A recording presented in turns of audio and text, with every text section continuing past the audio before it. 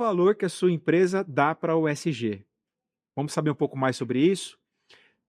Para esse tema aqui, eu trouxe a Fernanda Sorelli, ela é CEO da Máxima. Fernanda, seja muito bem-vinda. Obrigada, obrigada pelo convite, estar aqui novamente. Poxa, muitas empresas, o mercado fala muito de ESG, né? Tem sido cada vez um tema presente nas empresas. Mas como ele se aplica de uma forma real, né? De fato, no setor de refeições coletivas? Hã, antes, de entrar exatamente na sua pergunta, eu preciso fazer algumas contextualizações.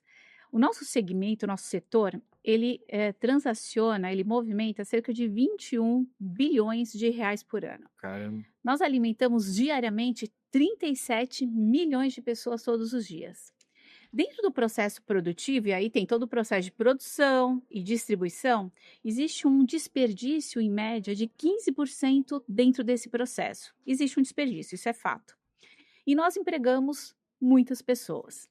Então, o ISD, ou uma agenda de ISD dentro do mercado, dentro do serviço de alimentação, é totalmente necessário. O nosso setor, ele está diretamente relacionado, impacta diretamente questões de econômicas, questões sociais e questões financeiras. Então, o ISD, uma agenda de ISD dentro das nossas práticas, das nossas atividades na empresa, é fundamental para o sucesso e para a perenidade do negócio. Poxa, muito interessante o que você falou. E eu queria entender um pouco mais sobre as ações concretas da sustentabilidade ambiental que as empresas têm adotado. Por exemplo, redução de desperdício de alimentos, gestão de resíduos, uso de insumos. Como que você vê o mercado hoje de refeições coletivas nesse âmbito ambiental? Hã, o mercado tem se mostrado cada vez mais preocupado, até porque nós atuamos geralmente em alguma, ou uma indústria ou um hospital, onde esse cliente, esse pessoa jurídica, esse tomador do serviço, ele já tem também uma agenda de ESG.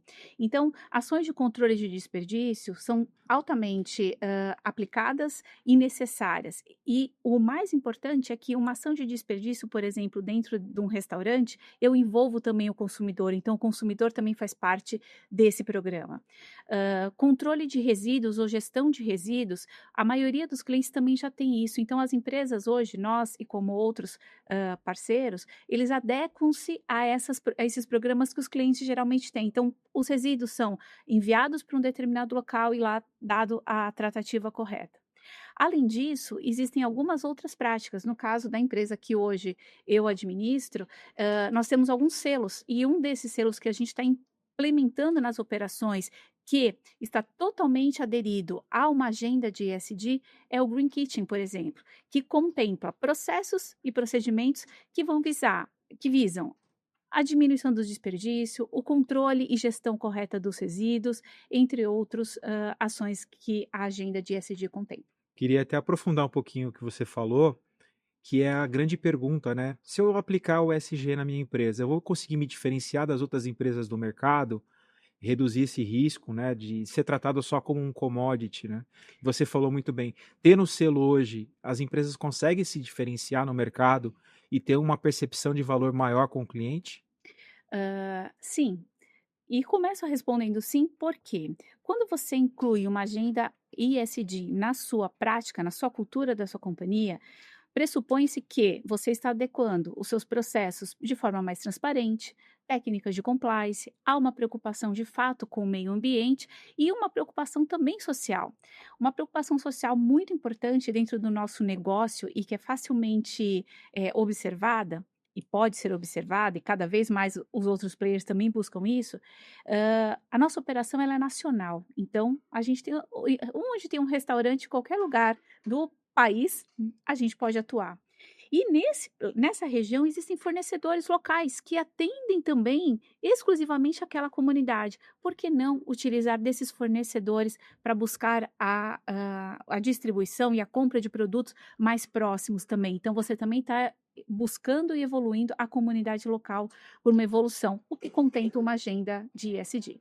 E um desafio que eu vejo, você falando sobre essa diferenciação, que é o que pode ser usado como um ponto positivo, como comunicar isso para o mercado, né, para não parecer também greenwashing, né, que a gente fala, né, a maquiagem verde. Perfeito. esse impacto real das ações ESG e como que a gente pode transformar isso em reputação para a empresa, né? Que ela passa a ser percebida de uma forma competitiva. Eh, Greenwashing não faz parte, não pode estar dentro de um quando você define e escolhe ter uma agenda de ESG dentro da sua companhia. Então, para que você possa ter, de fato, uma transparência de comunicação, primeiro você tem que ter metas primeiro definidas, ser realizado primeiro um diagnóstico, metas claras e definidas, e essas metas sim serem divulgadas, tanto para a empresa, quanto no caso, a nossa atuação dentro de um cliente, para o cliente. Então, é muito comum que ao final de um ano, após a agenda ESG que nós preparamos da companhia, a gente faça essa prestação de contas dos avanços e dos resultados que foram obtidos para cada cliente atendido. Fernanda, agora eu queria prestar um serviço para a gente finalizar nesse Vamos lá. Habercast, para as empresas que estão acompanhando a gente aqui nesse podcast. Qual conselho você daria para as empresas que ainda não incorporaram o ESG nas operações, no planejamento estratégico? Como que ela pode começar a implementar isso e quais seriam os passo a passos que você poderia sugerir? Perfeito. Primeiro, comece. Comece, comece. Comece pequeno, mas comece. Muitas vezes, empresas menores, de médio porte, a qual eu estou inserida nesse meio, nós achamos que isso só é possível incluir uma agenda de ESG para empresas muito grandes, multinacionais, e não é verdade. O ESG, ele tem que ser uma agenda que ele primeiro esteja inserido dentro da sua cultura empresarial. Se ele está inserido dentro da sua cultura, ele é possível de ser propagado. Então, o passo a passo, primeiro defina a sua situação. O que que você busca hoje de redução de desperdício? Como você quer tratar esses resíduos? Segundo momento, quais hoje situações, quais ações sociais você pode ter com a comunidade onde você mais atende ou onde cada cliente está inserido? Isso é importante. Definido, feita uma análise, feito um diagnóstico, definido objetivos, comece a medir.